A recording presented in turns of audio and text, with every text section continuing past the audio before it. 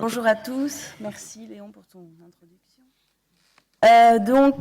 Au cours du dernier week-end de travail du CA de la SNFCP, on s'est demandé s'il serait intéressant de travailler sur une homogénéisation des pratiques pour la gestion des traitements modificateurs de l'hémostase chez les patients qu'on voulait opérer des hémorroïdes.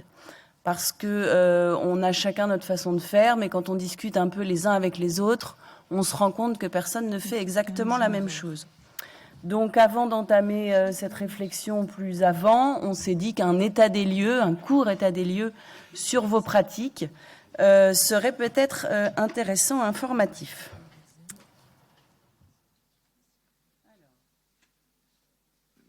Il n'y a pas de conflit d'intérêts. Je ne sais pas pour vous, mais en consultation, on reçoit des gens qui viennent. Qu'est-ce qui vous amène ? Eh bien, voilà, je saigne.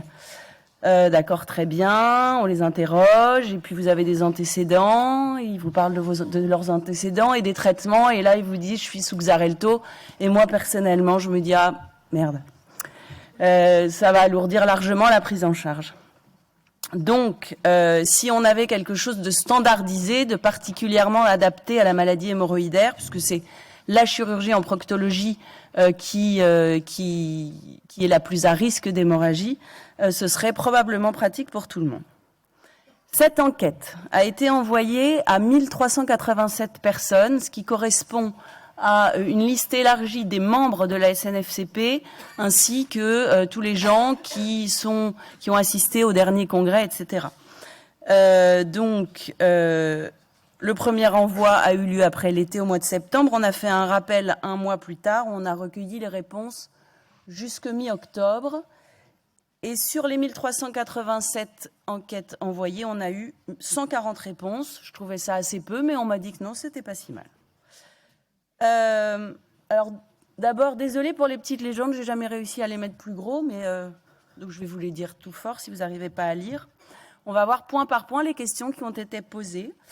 La première chose, moi, quand j'ai un patient qui est sous anticoagulant, j'appelle le cardiologue pour savoir si ce traitement a lieu d'être ou pas. Parce que si, en effet, on me dit « Oh ben non, il aurait pu l'arrêter il y a 6 mois », fin du problème. Soit il arrête de saigner, soit il faut quand même l'opérer, mais il n'y a plus le risque hémorragique. Donc, à peu près la moitié des répondeurs à cette enquête font confirmer l'indication par le cardiologue. Ensuite, en tant que proctologue, est-ce que vous prenez part à la gestion de ce traitement modificateur de l'hémostase ou est-ce que vous déléguez complètement cette tâche à l'équipe des anesthésistes ?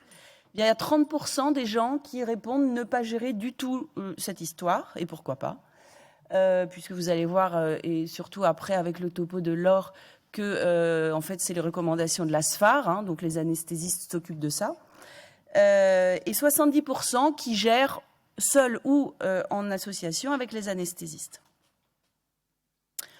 On voit dans cette enquête que la prise en charge de ce traitement est faite de façon très majoritairement en anticipé, et c'est rassurant. Seulement 4% des gens vont gérer l'histoire du traitement antiagrégant ou anticoagulant le jour de la chirurgie. Les réponses montrent également que la prise d'un traitement modificateur de l'hémostase modifie la stratégie thérapeutique.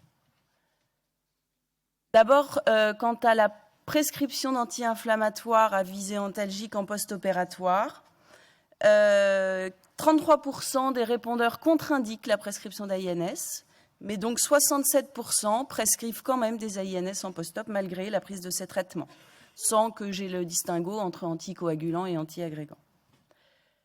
Est-ce que vous privilégiez une hémorroïdectomie radicale dans le but de ne pas avoir à y revenir? C'est-à-dire que quand vous faites courir à votre patient un risque hémorragique, autant qu'il ne le court qu'une fois, et vous n'allez pas faire un mini-invasif pour que 2 ans après, il vous revienne et que vous le réopériez avec de nouveau ce risque hémorragique conséquent. Là, c'était à peu près 50-50, c'est-à-dire que la moitié des gens, 50-50, quoi. Est-ce que vous adaptez votre technique ? 43% des opérateurs vont privilégier une technique mini-invasive dans l'espoir d'avoir un risque hémorragique moins important. Dans les études, finalement, on se rend compte que la radiofréquence, le HALRAR, le risque hémorragique est le même après Milligan-Morgan. 56% limitent l'étendue de leurs gestes. C'est-à-dire que vous avez un patient qui a en général 3 paquets hémorroïdaires, vous en avez 1 ou 2 pathologiques. Est-ce qu'il faut absolument lui enlever les 3 ? En pratique courante, déjà, pour moi, la réponse est non. Mais alors, de surcroît sous anticoagulants, moins on fait de plaies et moins le risque hémorragique est élevé, même si je ne suis pas sûre que ce soit prouvé dans la littérature, mais je crois qu'on est tous à peu près d'accord là-dessus. Quant à l'utilisation d'une pince spéciale, 26% vont utiliser une pince bipolaire type Ligachour pour que ça saigne moins en péropératoire, mais en post-opératoire, là, il y a le même taux de saignement, voire même peut-être un peu plus élevé. Anticoagulants et chirurgie ambulatoire. Donc merci Béatrice, je ne sais pas où tu es Béatrice, qui m'a fourni les chiffres Visuchir montrant que toute chirurgie hémorroïdaire confondue, 65% des gestes sont réalisés en ambulatoire. Je vous parle tout venant sans parler des traitements anticoagulants. Eh bien, chez les répondeurs, là, 66% gardaient leurs patients en hospice traditionnel. Ça veut dire qu'il y a quand même des gens qui modifient leur pratique et qui se disent « le patient est sous anticoagulant, je le garde à l'hôpital, je ne le fais pas sortir en ambulatoire ». Ça peut se discuter parce que finalement, vous savez que le risque hémorragique court sur 21 jours, que le pic d'accident a lieu entre 7 et 10 jours. Je ne sais pas quelle structure acceptera de garder 21 jours ou même 10 jours un patient pour le mettre à l'abri. Enfin, c'est même pas le mettre à l'abri, c'est pour gérer vite un accident s'il survient. Donc finalement, pourquoi pas le faire sortir en ambulatoire parce qu'il ne va pas signer à J1, ni J2, ni J3. À débattre. Alors là... J'ai essayé de faire un tableau clair, mais je crois qu'il n'est pas très clair. C'était pour chacun de ces traitements modificateurs de l'hémostase. Est-ce que vous les arrêtez avant ? Est-ce que vous les arrêtez dans le post-op ? Combien de temps vous les arrêtez avant ? Combien de temps vous les arrêtez après ? Est-ce que vous faites un relais ? Les réponses étaient complètement bordéliques. Impossible de sortir de ça un message clair.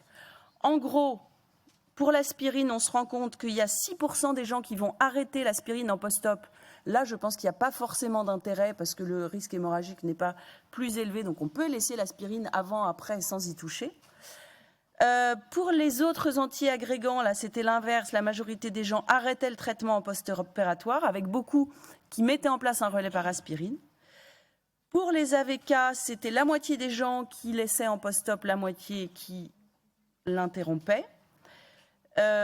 Et puis pour les AOD, puisqu'on ne dit plus NACO, on dit AOD, les anticoagulants oraux directs, là, il y a quand même 14% des gens qui laissent ces traitements en post-opératoire, ce qui pour moi est quand même un peu flippant, parce que quand quelqu'un arrive à J7 sur une hémorragie, avec une hémorragie sur chute d'escar, sous NACO, ça pisse le sang. Donc pour peu qu'il habite à 150 km et qu'il soit un peu vieux et grabataire, ça peut devenir compliqué.